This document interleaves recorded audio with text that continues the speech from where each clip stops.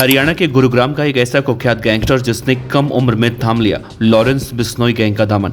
उस गैंगस्टर ने महज 17 साल की उम्र में कर दिया पहला कांड, फिर एक के बाद एक 8 महीने में दनादन कर डाली 4 हत्याएं। दिल्ली पुलिस और हरियाणा पुलिस ने उस गैंगस्टर की जिंदगी 20 साल में कर दी खत्म। दरअसल हरियाणा के गुरुग्राम में स्पेशल टास्क फोर्स यानी एसटीएफ ने मंगलवार 24 जून को गैंगस्टर रोमिल बोहरा को एनकाउंटर में ढेर कर दिया।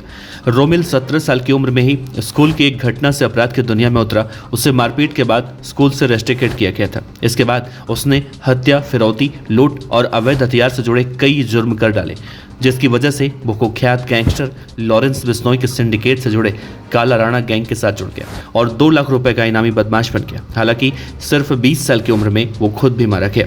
उसके एनकाउंटर के बाद यमुनानगर नगर निगम ने भी उसके घर को ढहाने का नोटिस जारी कर दिया है। उसके माता पिता भी जेल में हैं। वो अपने माँ बाप की इकलौती संतान था। स्कूल छात्र से गैंगस्टर बनने वाले रोमिल बोहरा की पूरी कहानी आज के इस वीडियो में आपको विस्तार से बताएंगे। नमस्कार, आप देख रही हैं BDF न्यूज। नाम गैंगस्टर रोमिल बोहरा, उम्र 20 साल, शिक्षा BA पास। अक्टूबर 2024 में हरियाणा के यमुनानगर के कुख्यात गैंगस्टर काला राणा और नौनी राणा की गैंग में शामिल हुआ, जो लॉरेंस बिश्नोई गैंग से ताल्लुक रखते थे। हरियाणा के यमुनानगर की रामपुरा कॉलोनी में 1 फरवरी 2005 को जन्मा एक लड़का, जिसका नाम रखा गया रोमिल बोहरा। एक साधारण से मिडिल क्लास फैमिली में पला बढ़ा रोमिल अपने माँ बाप का इकलौता संतान था। रोमिल ने शहर के 2 निजी स्कूलों में पढ़ाई की, लेकिन उसकी पढ़ाई से ज्यादा चर्चा उसके स्वभाव की थी। रोमिल बाहर से तो शांत दिखता था, लेकिन उसके दिल और दिमाग में हमेशा कुछ ना कुछ जरूर चलता रहता था।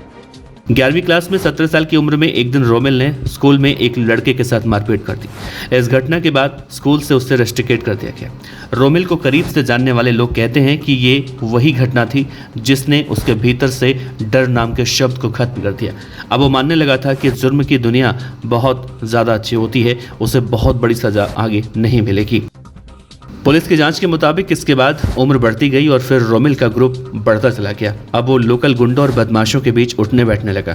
इसके बाद वो एक दोस्त की मदद से यमुनानगर के चर्चित गैंगस्टर काला राणा की गैंग में शामिल हो गया।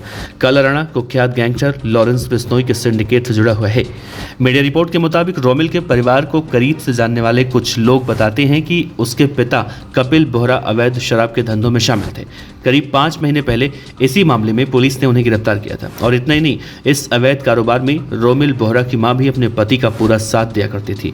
पिता की गिरफ्तारी के बाद नतीजा ये हुआ कि 4 महीने बाद मां को भी गिरफ्तार कर लिया गया। फिलहाल रोमिल के एनकाउंटर के बाद अब उसके घर वाली गली में सन्नाटा पसरा हुआ है। उसकी गली में कुल 9 घर हैं, लेकिन फिलहाल सबका दरवाजा बंद दिखाई दे रहा है।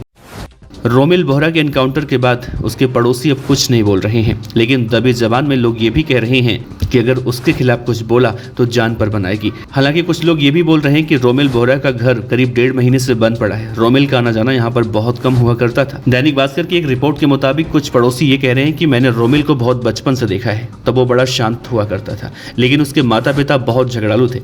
उनकी मोहल्ले में किसी से भी ज्यादा बातचीत नहीं होती थी। रोमिल हमेशा फोन में लगा रहता था। जब निकलता था तेजी से और लौटता था उतनी ही तेजी में। रात को देर से लौटना उसकी आदत थी। करीब 1 साल से वो घर नहीं आया था। अब वो कब जुर्म की दुनिया में चला गया, किसी को भनक तक नहीं लगी। जब खबरों में उसका नाम सामने आया तो लोगों को यकीन हुआ। अब जानते हैं कि उसका एनकाउंटर हुआ कैसे। दरअसल दिल्ली पुलिस की स्पेशल सेल ने रोमिल के खिलाफ दिल्ली में 1 मई 2024 को आर्म्स एक्ट के तहत मुकदमा दर्ज किया। इस केस में स्पेशल सेल ने करीब 1 महीने पहले यमुनानगर स्थित उसके घर के बाहर नोटिस लगाकर उसे 20 जून की सुबह 10 बजे तक स्पेशल सेल नई दिल्ली में हाजिर होने का आदेश जारी किया था, लेकिन रोमिल हाजिर नहीं हो रहा था। खुफिया जानकारी पर घेराबंदी की जानकारी के मुताबिक हरियाणा एसटीएफ और दिल्ली की काउंटर इंटेलिजेंस को गुप्त सूचना मिली थी कि रोमिल बोहरा दिल्ली हरियाणा बॉर्डर के पास फरीदाबाद लिंक रोड पर मौजूद है और बड़ी वारदात को अंजाम देने की फिराक में है।